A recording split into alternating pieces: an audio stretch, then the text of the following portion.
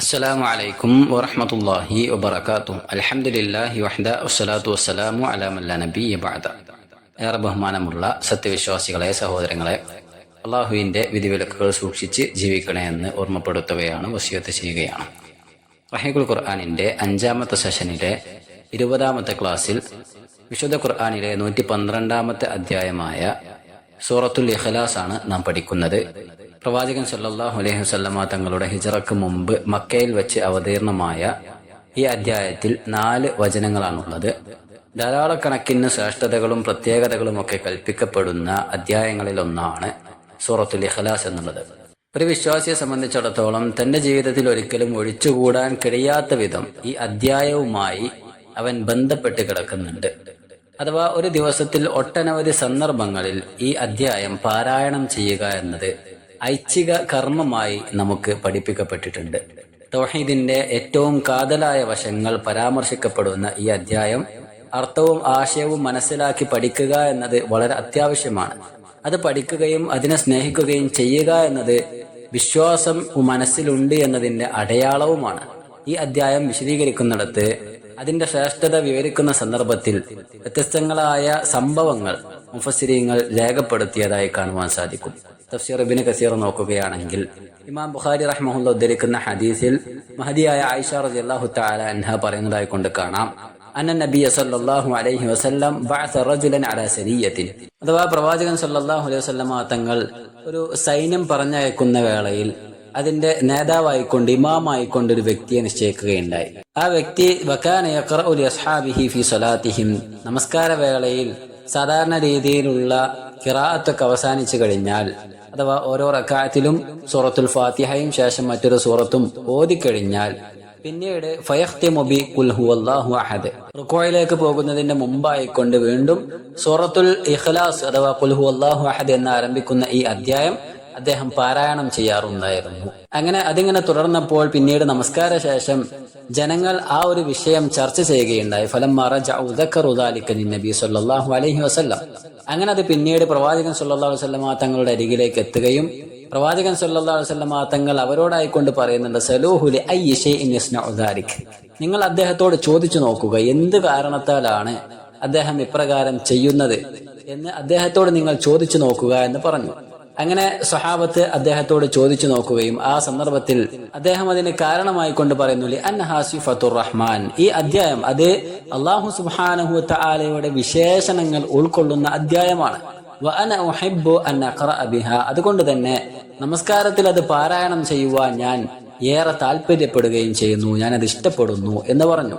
ആ സന്ദർഭത്തിൽ പ്രവാചകൻ സല്ലല്ലാഹു അലൈഹി വസല്ലമ തങ്ങളോട് സഹാബത്ത് ഈ കാര്യം അറിയിച്ചു കൊടുത്തപ്പോൾ അല്ലാഹുവിന്റെ റസൂൽ സല്ലല്ലാഹു അലൈഹി വസല്ലമ തങ്ങൾ പറഞ്ഞു, അഖ്ബിറൂഹു അന്നല്ലാഹ തആല യുഹിബ്ബുഹു. നിങ്ങൾ അദ്ദേഹത്തെ അറിയിച്ചു കൊടുക്കുക, അല്ലാഹു സുബ്ഹാനഹു വ തആല അദ്ദേഹത്തെയും ഇഷ്ടപ്പെടുന്നുണ്ട് എന്ന കാര്യം നിങ്ങൾ അവരെ അറിയിച്ചു കൊടുക്കുക എന്ന് പറയുന്നുണ്ട്. അഥവാ ഈ അധ്യായത്തെ ഇഷ്ടപ്പെടുക എന്നുള്ളത് അള്ളാഹുവിന്റെ മഹബത്ത് കിട്ടുവാൻ, സ്നേഹം ലഭിക്കുവാൻ അത് കാരണമാകുമെന്ന് ഈ സംഭവം നമ്മെ പഠിപ്പിക്കുന്നുണ്ട്. അനസ് ബിൻ മാലിക് റളിയല്ലാഹു തആല അൻഹു ഉദ്ധരിക്കുന്ന ഇതേപോലുള്ള മറ്റൊരു സംഭവം നമുക്ക് കാണാം. അദ്ദേഹം പറയുകയാണ്, കാന റജുലു മിനൽ അൻസാർ യൗമഹും ഫി മസ്ജിദി ഖുബ. അഥവാ ഖുബ മസ്ജിദിൽ ഉണ്ടായിരുന്ന അൻസാരികളിൽപ്പെട്ട ഒരു വ്യക്തി, അദ്ദേഹം ഇമാമായിരുന്നു അവിടെ. ഫകാന കുല്ലമ ഇഫ്തതഹ സൂറതൻ യഖറഉ ബിഹാ ലഹും ഫിസ്സലാ. ആ വ്യക്തി നമസ്കാരത്തിന് വേണ്ടി നിന്ന് കഴിഞ്ഞാൽ ഫാത്തിഹ പാരായണം ചെയ്ത ശേഷം പിന്നീട് ഇഫ്തതഹ ബി ഖുൽ ഹുവല്ലാഹു അഹദ്. ആദ്യം അദ്ദേഹം ഖുൽ ഹുവല്ലാഹു അഹദ് എന്ന ഈ അധ്യായം പാരായണം ചെയ്യാറുണ്ടായിരുന്നു. ഹത്താ യഫ്റുഗ മിൻഹ. അത് ഓതിക്കഴിഞ്ഞാൽ പിന്നീട് സുമ്മ യഖറഉ സൂറത്തൻ ഉഖറ മഅഹ. അതിനുശേഷം മറ്റൊരു അധ്യായം വീണ്ടും അദ്ദേഹം പാരായണം ചെയ്യും. എന്നിട്ടായിരുന്നു റുക്വയിലേക്ക് പോയിരുന്നത്. അഥവാ മറ്റൊരു സൂറത്ത് പാരായണം ചെയ്യുന്നതിന് മുമ്പ് സൂറത്തുൽ ഇഖ്ലാസ് അദ്ദേഹം ആദ്യ ഭാഗത്ത് പാരായണം ചെയ്യാറുണ്ടായിരുന്നു എന്നാണ്. അദ്ദേഹം എല്ലാ റക്അത്തിലും ഇതേപോലെ ചെയ്യുമായിരുന്നു. ഫകല്ലമഹു അസ്ഹാബുഹു. സഹാബത്ത് നമസ്കാരത്തിന് ശേഷം ആ വ്യക്തിയോട് ഈ കാര്യത്തെ കുറിച്ച് ചോദിക്കുകയുണ്ടായി. ഇന്നക തഫ്തതിഹു ബിഹാദിഹി സൂറ സുമ്മ ലാ തറ അന്നഹാ തുജ്സിഉക ഹത്താ തഖറഅ ബി ഉഖറ. ഓരോ റക്അത്തിലും താങ്കൾ ഇപ്രകാരം സൂറത്തുൽ ഇഖ്ലാസ് പാരായണം ചെയ്യുന്നു, അതിന് പുറമെ വേറെയും സൂറത്ത് പാരായണം ചെയ്യുന്നു. ഒന്നുകിൽ താങ്കൾ അത് മാത്രം പാരായണം ചെയ്യാം, അതല്ലെങ്കിൽ അല്ലെങ്കിൽ അത് ഒഴിവാക്കിയിട്ട് വേറെ ഏതെങ്കിലും ഒരു സൂറത്ത് പാരായണം ചെയ്യുക, അങ്ങനെ ചെയ്താൽ പോരെ എന്ന് ചോദിക്കുകയുണ്ടായി. ആ സന്ദർഭത്തിൽ ആ മനുഷ്യൻ അവരോടായിക്കൊണ്ട് പറഞ്ഞു, മ അന ബിതാരിക്കിഹ, എനിക്കത് ഉപേക്ഷിക്കുവാൻ സാധിക്കുകയില്ല. ഇൻ അഹ്ബബ്തും അൻ ഉമ്മക്കും ബിദാലിക് ഫഅൽത്, ഞാൻ നിങ്ങൾക്ക് ഇമാമ നിൽക്കണമെങ്കിൽ നിൽക്കാം, ഞാൻ ഇപ്രകാരമാണ് ചെയ്യുക. വ ഇൻ കരഹ്തും, അതല്ല അത് നിങ്ങൾക്ക് പ്രയാസമാണെങ്കിൽ, ബുദ്ധിമുട്ടുണ്ടാക്കുന്നുണ്ടെങ്കിൽ, തറക്തുക്കും, ഞാൻ അത് ഉപേക്ഷിച്ചോളാം, ഞാൻ മാറി നിന്നോളാം എന്ന് പറയുന്നുണ്ട്. വകാനു യറൗന അന്നഹു മിൻ അഫ്ദലിഹിം, പക്ഷേ ജനങ്ങളെ സംബന്ധിച്ചിടത്തോളം അവരുടെ കൂട്ടത്തിൽ ഏറ്റവും നല്ല ഖിറാഅത്തുള്ളതും അതേപോലെ തന്നെ നന്നായി ഖുർആൻ പാരായണം ചെയ്യാൻ കഴിയുന്ന വ്യക്തിയും ഇദ്ദേഹമായിരുന്നു. അതുകൊണ്ട് തന്നെ വകരിഹു അൻ യഉമ്മഹും ഗൈറുഹു, അദ്ദേഹമല്ലാത്ത മറ്റൊരാൾ ഇമാമു നിൽക്കുന്നത് അവർ താല്പര്യപ്പെടുന്നുമുണ്ടായിരുന്നില്ല. അങ്ങനെ ഈ ഒരു സംഭവം അങ്ങനെ ഒതുങ്ങി നിൽക്കുന്ന ആ ഒരു വേളയിലാണ് പ്രവാചകൻ സല്ലല്ലാഹു അലൈഹി വസല്ലം തങ്ങൾ അവരുടെ ഇടയിലേക്ക് വരികയുണ്ടായത്. ഫലമ്മ അതാഹുമുൻ നബിയു അഖ്ബറൂഹു അൽ ഖബർ, ഈ ഒരു കാര്യം പ്രവാചകൻ സല്ലല്ലാഹു അലൈഹി വസല്ലം തങ്ങളെ അവർ ബോധിപ്പിക്കുകയും ചെയ്തു. ആ വേളയിൽ റസൂലുള്ളാഹി സ്വല്ലല്ലാഹു അലൈഹി വസല്ലം തങ്ങൾ അദ്ദേഹത്തെ വിളിച്ചുകൊണ്ട് അദ്ദേഹത്തോട് ചോദിക്കുന്നുണ്ട്, യാ ഫുലാൻ, എല്ലയോ മനുഷ്യ, ഈ ആളുകൾ പറയുന്നത് പോലെ താങ്കൾക്ക് ഇമാമു നിന്നാൽ എന്താണ് താങ്കൾക്ക് പ്രയാസമുള്ളത്, എന്തുകൊണ്ട് താങ്കൾക്ക് ഇപ്രകാരം ചെയ്തുകൂടാ എന്ന് ചോദിക്കുന്നുണ്ട്.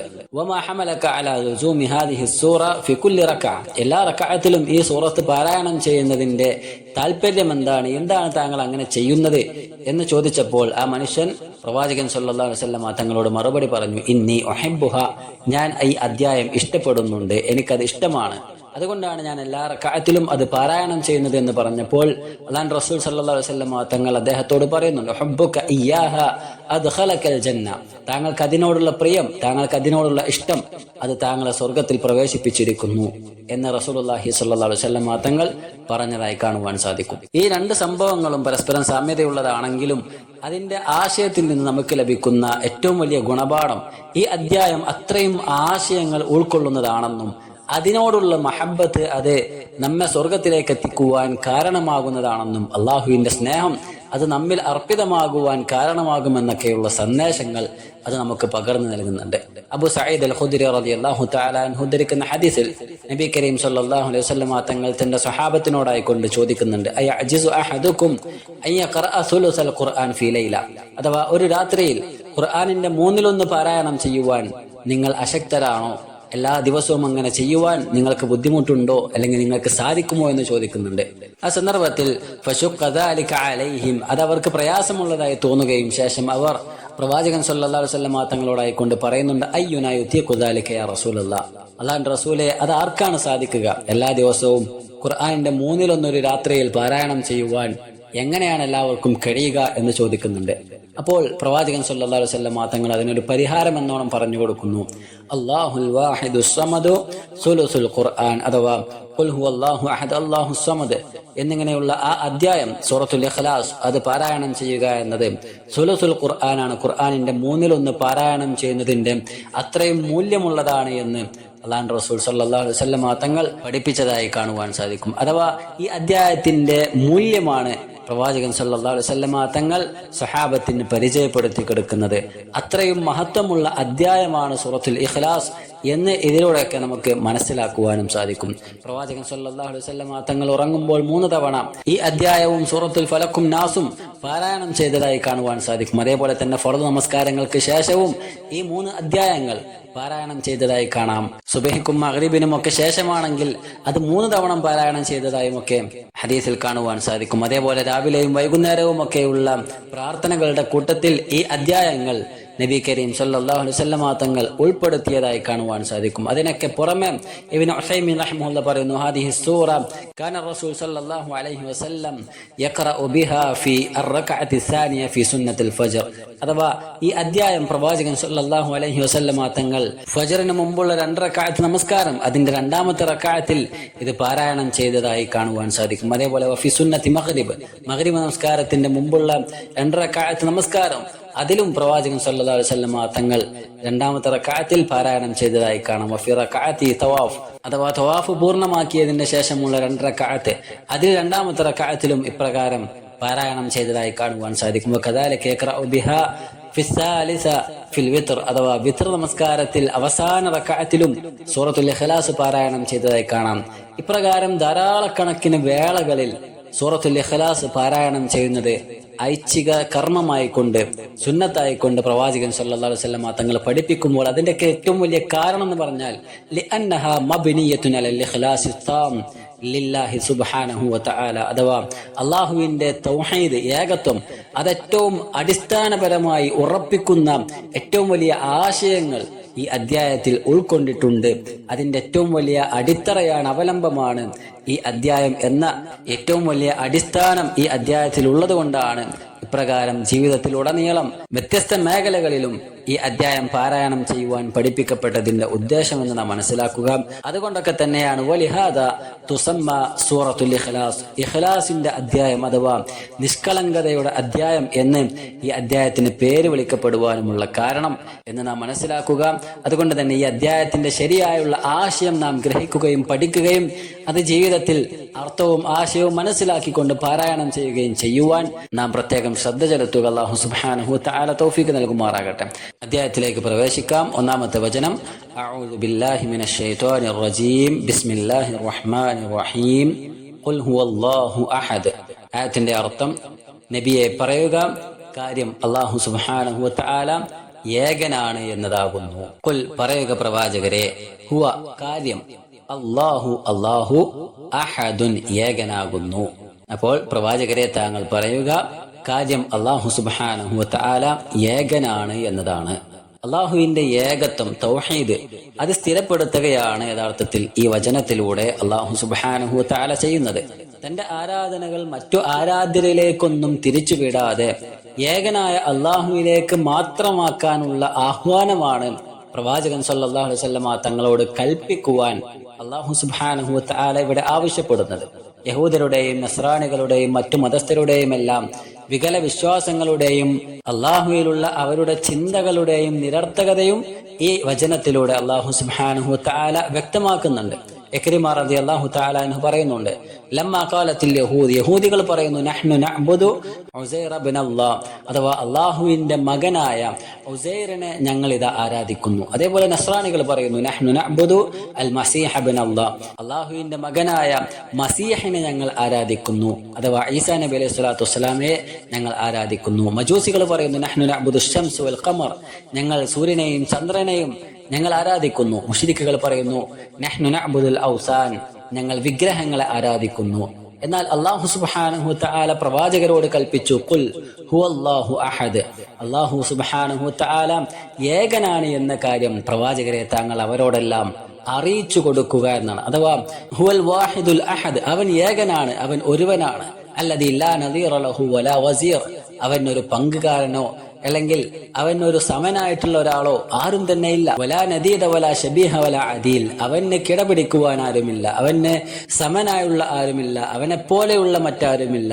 അതേപോലെ തന്നെ അപ്രകാരം അവനോട് യോജിക്കുന്ന ഒരാളും തന്നെ ഭൂലോകത്തില്ല എന്ന കാര്യം പ്രവാചകരെ താങ്കൾ അവരെ അറിയിച്ചു കൊടുക്കുക എന്നാണ്. അതേപോലെ തന്നെ വലാ യുത്ലഖു ഹാദൽ ലഫ്ളു അലാ അഹദിൻ ഫിൽ ഇസ്ബാതി ഇല്ലാ അലല്ലാഹ്, ഈ ഒരു പദം അഹദി എന്ന ആ ഒരു പദം അത് അതിന്റെ പൂർണ്ണ അർത്ഥം വരുന്ന രീതിയിൽ ഒരാളിലും തന്നെ പ്രയോഗിക്കുവാൻ പോലും ഒരാൾക്കും അനുവാദമില്ല എന്നതാണ്. അങ്ങനെ പ്രയോഗിക്കപ്പെടുകയുമില്ല എന്നാണ്. ആ ഒരു അർത്ഥം പൂർണ്ണമായി ലഭിക്കുന്ന രീതിയിൽ ഒരാളിലും പ്രയോഗിക്കുവാൻ സാധിക്കുകയില്ല. ലിഅന്നഹുൽ കാമിൽ ഫീ ജമീഇ സിഫാതിഹി വഅഫ്ആലിഹി, എന്നാൽ അല്ലാഹു സുബ്ഹാനഹു വതആലയുടെ ഓരോ ഗുണവിശേഷണങ്ങളും ഓരോ നാമങ്ങളും അതിലുള്ള അർത്ഥവും ആശയവും പൂർണ്ണമായി അള്ളാഹുവിൽ ഉള്ളതായിരിക്കും എന്നതാണ്. അപ്പോൾ അള്ളാഹുവിൻ്റെതായ ഏത് നാമവും ഏത് ഗുണവിശേഷണങ്ങളും പറഞ്ഞാലും ശരി, അതിൽ അടങ്ങിയുള്ള എല്ലാ തേട്ടങ്ങളും എല്ലാ ആശയങ്ങളും റബ്ബ് സുബ്ഹാനഹു വതആലയിൽ പൂർണ്ണമായി ഉള്ള രീതിയിലായിരിക്കും ഉണ്ടായിരിക്കുക എന്നാണ്. രണ്ടാമത്തെ വചനത്തിൽ അള്ളാഹു പറയുന്നു, അള്ളാഹുവിന്റെ വിശേഷണമായിക്കൊണ്ട് അല്ലാഹു സ്വമദ്, അള്ളാഹു ഏവർക്കും ആശ്രയമായിട്ടുള്ളവനാകുന്നു. അസ്വമദ് എന്നാൽ ആശ്രയമായിട്ടുള്ളവൻ എന്നാണ് അർത്ഥം. ഇബ്നു അബ്ബാസ് റളിയല്ലാഹു തആല അൻഹു പറയുന്നു, അല്ലദീ യസ്മുദുൽ ഖലായിഖു ഇലൈഹി, അഥവാ സകല സൃഷ്ടികളും റബ്ബ് സുബ്ഹാനഹു വതആലയിലേക്ക് ആശ്രയിക്കുന്നവനാണ്. ഹവായിജിഹിം, അവരുടെ ആവശ്യങ്ങൾ കൊണ്ടാണെങ്കിലും മസായിലിഹിം, അവരുടെ തേട്ടങ്ങൾ കൊണ്ടാണെങ്കിലും സകല കാര്യങ്ങളാലും അവരെല്ലാം തന്നെ റബ്ബ് സുബ്ഹാനഹു വതആലയിലേക്ക് ആശ്രയിക്കുന്നവനാണ്, അവനിലേക്ക് തേടുന്നവനാണ്, അവനിലേക്ക് ആവശ്യക്കാരനാണ് എന്നാണ്. അള്ളാഹുവിന്റെ ഓരോ വിശേഷണങ്ങളിലും അവൻ പൂർണ്ണനായിരിക്കും. അഥവാ അല്ലാഹു സുബ്ഹാനഹു വ തആലയുടെ അസ്വമദ് എന്ന ആ ഒരു വിശേഷണം, ആ ഒരു നാമം, ആ നാമവും വിശേഷണവും അതിന്റെ പൂർണ്ണ അർത്ഥവും ആശയവും എല്ലാം ഉൾക്കൊള്ളിച്ചുകൊണ്ട് തന്നെ അല്ലാഹു സുബ്ഹാനഹു വ തആലയിലേക്ക് ചേർക്കപ്പെടുന്നതായിരിക്കും എന്നാണ്. അസ്വമദ് എന്ന് പറയുമ്പോൾ റബ്ബ് സുബ്ഹാനഹു വ തആലയിലേക്ക് മറ്റുള്ള എല്ലാ സൃഷ്ടികളും ആശ്രയിക്കുന്നവനാണ് എന്ന ആശയം പൂർണ്ണമായും അതിൽ അടങ്ങിയിരിക്കുന്നു എന്നാണ്. ഇമാം ഹസൻ റഹ്മഹുല്ല പറയുന്നു, അസ്വമദ് എന്ന് പറഞ്ഞാൽ അൽ ഹയ്യുൽ ഖയ്യൂം അല്ലദീ ലാ സവാല ലഹു, അഥവാ ഒരിക്കലും തന്നെ തീർന്നു പോകാത്ത വിധം സകല കാലങ്ങളിലും ജീവിക്കുന്നവനാണ്, എല്ലാം കഴിയുന്നവനുമാകുന്നു എന്ന അർത്ഥം അതിന് വരുന്നതായിരിക്കും. അതുകൊണ്ട് തന്നെ പണ്ഡിതന്മാരെല്ലാവരും പറഞ്ഞ അർത്ഥങ്ങൾ ശേഖരിച്ചു വെച്ച് പറയുകയാണെങ്കിൽ അസ്വമദ് എന്ന് പറഞ്ഞാൽ തന്റെ ആ ഒരു വിശേഷണത്തിൽ അവൻ പൂർണ്ണമായും ഉൾക്കൊള്ളുന്നവൻ തന്നെയാണ് എന്ന ആശയം കൂടി ചേർത്ത് വെച്ചാൽ അല്ലദീ ഇഫ്തറഖത് ഇലൈഹി ജമീഉ മഖ്ലൂഖാതിഹി, സകല സൃഷ്ടികളും റബ്ബ് സുബ്ഹാനഹു വ തആലയിലേക്ക് ആവശ്യക്കാരനായിരിക്കും. എന്നാൽ അല്ലാഹു ആകട്ടെ അവൻ മറ്റുള്ളവരിലേക്ക് ആവശ്യക്കാരനുമല്ല, അവൻ നിരാശ്രയനാകുന്നു. ഈ രണ്ട് അർത്ഥങ്ങളും കൂടി ചേർത്ത് വെച്ചുകൊണ്ട് ആ വിശേഷണത്തിന്, ആ നാമത്തിന് പൂർണ്ണമായ രീതിയിൽ തന്നെ നാം അർത്ഥം കൽപ്പിക്കേണ്ടതുണ്ട് എന്നാണ്. ഇനി മൂന്നാമത്തെ വചനത്തിലേക്ക് നോക്കുകയാണെങ്കിൽ ലം യലിദ് വലം യൂലദ്, അഥവാ അവൻ ആർക്കും തന്നെ ജന്മം നൽകിയിട്ടില്ല, അവൻ ആരുടെയും സന്തതിയായി ജനിച്ചിട്ടുമില്ല എന്നാണ്. ലം യലിദ്, അവൻ ആർക്കും ജന്മം നൽകിയിട്ടില്ല. വലം യൂലദ്, അവൻ ആർക്കും സന്തതിയായി ജനിച്ചിട്ടുമില്ല, ആരുടെയും മകനുമല്ല, ആരുടെയും പിതാവുമല്ല എന്നാണ്. നാലാമത്തെ വചനം വലം യകുല്ലഹു കുഫുവൻ അഹദ്, അവന് തുല്യനായി ആരും തന്നെ ഇല്ല എന്നതാണ്. വലം യകുല്ലഹു, അവൻ ഒന്നുമില്ല, കുഫുവൻ തുല്യനായിക്കൊണ്ട് അവന് ഇല്ല, അഹദുൻ ഒരാളും തന്നെ, ഐ ലൈസ ലഹു വലദുൻ വലാ വാലിദുൻ വലാ സ്വഹിബത്തുൻ, അഥവാ അല്ലാഹു സുബ്ഹാനഹു വ തആലക്ക് ഒരു മകനോ അല്ലെങ്കിൽ ഒരു പിതാവോ അതുമല്ലെങ്കിൽ ഒരു കൂട്ടുകാരിയോ കൂട്ടുകാരനോ ആരും തന്നെ ഇല്ല എന്നാണ്. ഇത് അല്ലാഹു സുബ്ഹാനഹു വ തആല സൂറത്തുൽ അൻആമിലെ 101-ാമത്തെ വചനത്തിൽ പറഞ്ഞ ആ ഒരു ആശയത്തിലേക്ക് ബന്ധിപ്പിക്കുന്നതാണ്. അഥവാ ബദീഉസ് സമാവാതി വൽ അർദി അന്നാ യകൂനു ലഹു വലദുൻ വലം തകുൽ ലഹു സ്വഹിബത്തുൻ വഖലഖ കുല്ല ഷൈഇൻ വഹുവ ബികുല്ലി ഷൈഇൻ അലീം, അഥവാ ആകാശങ്ങളെയും ഭൂമിയെയും എല്ലാം മുൻ മാതൃകയില്ലാതെ സൃഷ്ടിച്ചവനാണ് അല്ലാഹു സുബ്ഹാനഹു വ തആല. ആ അല്ലാഹു സുബ്ഹാനഹു വ തആലക്ക് എങ്ങനെയാണ് സന്താനം ഉണ്ടായിരിക്കുക? അതേപോലെ തന്നെ അവന് ഒരു കൂട്ടുകാരിയും എങ്ങനെയാണ് ഉണ്ടായിരിക്കുക? എല്ലാ വസ്തുക്കളുടെയും സൃഷ്ടാവാണ് അല്ലാഹു സുബ്ഹാനഹു വ തആല. അവനാകട്ടെ എല്ലാ കാര്യങ്ങളും പറ്റിയും പൂർണ്ണമായും അറിയുന്നവനുമാകുന്നു. അതുകൊണ്ട് തന്നെ റബ്ബ് സുബ്ഹാനഹു വ തആലക്ക് ഒരു മാതാവോ ഒരു പിതാവോ അതല്ലെങ്കിൽ ഒരു മകനോ മകളോ ഒന്നും തന്നെ ഉണ്ടായിരിക്കുകയില്ല, ഒരു കൂട്ടുകാരനോ കൂട്ടുകാരിയോ ഒന്നും തന്നെ ഉണ്ടായിരിക്കുകയില്ല. മാലികു കുല്ലി ഷൈഇൻ വഖാലിഖുഹു, എല്ലാ കാര്യങ്ങളുടെയും എല്ലാ വസ്തുക്കളുടെയും സൃഷ്ടാവുമാണ്, എല്ലാത്തിന്റെയും അധിപനുമാകുന്നു. ഫകൈഫ യകൂനു ലഹു മിൻ ഖൽഖിഹി നദീറുൻ യുസാമിഹി, അഥവാ അങ്ങനെയുള്ള ആ അല്ലാഹു സുബ്ഹാനഹു വ തആലക്ക് തുല്യനായിക്കൊണ്ടോ അല്ലെങ്കിൽ സമനായിക്കൊണ്ടോ എങ്ങനെയാണ് മറ്റൊരു വ്യക്തി ഉണ്ടായിരിക്കുക? ഖരീബുൻ യുദാനിഹി, അതല്ലെങ്കിൽ അല്ലാഹുവിലേക്ക് ചേർത്ത് വെക്കാൻ കഴിയുന്ന വിധം ഒരാൾ പോലും ഇല്ല എന്നതാണ് വാസ്തവം. തആല വ തഖദ്ദസ വ തനസ്സഹ, അല്ലാഹു സുബ്ഹാനഹു വ തആല ഉന്നതനാകുന്നു. അതേപോലെ തന്നെ അല്ലാഹു സുബ്ഹാനഹു വ തആല പരിപൂർണമായ പോരായ്മകളിൽ നിന്നും പൂർണ്ണമായും ഒഴിവാക്കപ്പെട്ടവനുമാകുന്നു എന്നാണ്. അതേപോലെ തന്നെ സൂറത്ത് മറിയമിലും അല്ലാഹു സുബ്ഹാനഹു വ തആല പറയുന്നു, വഖാലു ഇത്തഖദർ റഹ്മാനു വലദ, പരമകാരുണികൻ ഒരു സന്താനത്തെ സ്വീകരിച്ചിട്ടുണ്ടെന്ന് അവരിതാ പറഞ്ഞിരിക്കുന്നു. ലഖദ് ജിഅ്തും ഷൈഅൻ ഇദ്ദ, അങ്ങനെ പറയുന്നത് മൂലം തീർച്ചയായും അവർ അല്ലെങ്കിൽ നിങ്ങൾ ഇതായി ചെയ്തിരിക്കുന്നത് വളരെ ഗുരുതരമായ ഒരു കാര്യം തന്നെയാകുന്നു. തകാദു സമാവാതു യതഫത്തർന മിൻഹു വതൻശഖുൽ ജിബാലു വതഖിറുൽ ജിബാലു ഹദ്ദ, എന്നിട്ട് അല്ലാഹു സുബ്ഹാനഹു വ തആല പറയുകയാണ്, അങ്ങനെ പറയുന്നത് നിമിത്തം ആകാശങ്ങൾ പൊട്ടിപ്പിളരുകയും ഭൂമി ഇതാ വിണ്ടുകയറുകയും പർവ്വതങ്ങൾ തകർന്നു വീഴുകയും ചെയ്യുമാറായിരിക്കുന്നു എന്നാണ്. അതെല്ലാം തന്നെ റഹ്മാനി വലദ, അവർ അല്ലാഹു സുബ്ഹാനഹു വ തആലക്ക് സന്താനമുണ്ട് എന്ന് വാദിച്ചത് നിമിത്തമാകുന്നു. വമാ യൻബഗി ലിർറഹ്മാനി അൻ യത്തഖിദ വലദ, അല്ലാഹു സുബ്ഹാനഹു വ തആല സന്താനത്തെ സ്വീകരിക്കുക എന്നത് റബ്ബ് സുബ്ഹാനഹു വ തആലക്ക് പരമകാരുണികന് ഒരിക്കലും തന്നെ അനുയോജ്യമാവുകയില്ല. ഇൻ കുല്ലു മൻ ഫിസ് സമാവാതി വൽ അർളി ഇല്ലാ ആതിർ റഹ്മാനി അബ്ദ, അഥവാ ആകാശങ്ങളിലും ഭൂമിയിലുമുള്ള ഏതൊരാളും ഒരു ദാസൻ എന്ന നിലയിൽ അല്ലെങ്കിൽ ഒരു അടിമ എന്ന നിലയിൽ അല്ലാഹു സുബ്ഹാനഹു വ തആലയുടെ അടുത്ത് വരുന്നവൻ മാത്രമായിരിക്കും എന്നാണ്. ലഖദ് അഹ്സാഹും വഅദ്ദഹും അദ്ദ വകുല്ലുഹും ആതീഹി യൗമൽ ഖിയാമത്തി ഫർദ. എന്നിട്ട് അല്ലാഹു സുബ്ഹാനഹു വ തആല പറയുന്നു, തീർച്ചയായും അവൻ എണ്ണി തിട്ടപ്പെടുത്തുകയും എണ്ണി കണക്കാക്കുകയും ചെയ്തിരിക്കുന്നു. അവരോരോരുത്തരും ഉയർത്തെഴുന്നേൽപ്പിന്റെ നാളിൽ ഏകാഗിയായിക്കൊണ്ട് അല്ലെങ്കിൽ ഒരുവനായിക്കൊണ്ട് ഓരോരുത്തരായിക്കൊണ്ട് റബ്ബ് സുബ്ഹാനഹു വ തആലയുടെ അടുക്കൽ വരുന്നതായിരിക്കും എന്നാണ്. അതേപോലെ തന്നെ അല്ലാഹു സുബ്ഹാനഹു വ തആല സൂറത്തുൽ അംബിയായിലും പറഞ്ഞു, വഖാലു ഇത്തഖദർ റഹ്മാനു വലദൻ സുബ്ഹാനഹു ബൽ ഇബാദുൻ മുക്രമൂൻ ലാ യസ്ബിഖൂനഹു ബിൽ ഖൗലി വഹും ബിഅംരിഹി യഅമലൂൻ. അല്ലാഹു സുബ്ഹാനഹു വ തആല സന്താനത്തെ സ്വീകരിച്ചിരിക്കുന്നു, ആ പരമകാരുണികൻ മക്കളെ സ്വീകരിച്ചിരിക്കുന്നു എന്നവർ ഇതാ പറയുന്നു. അവൻ എത്രയോ പരിശുദ്ധനാണ്. എന്നാൽ ആ മലക്കുകൾ അല്ലെങ്കിൽ അവർ ഈ പറയുന്ന സന്താനങ്ങൾ, പെൺമക്കൾ, അവർ ഒരിക്കലും തന്നെ അള്ളാഹുവിന്റെ പെൺമക്കളല്ല. അവർ അള്ളാഹുവിന്റെ ആദരണീയരായ ദാസന്മാർ മാത്രമാകുന്നു, അടിമകൾ മാത്രമാകുന്നു. അവർ അള്ളാഹുവിനെ മറികടക്കുകയില്ല, ആ രീതിയിൽ അവർ സംസാരിക്കുകയുമില്ല.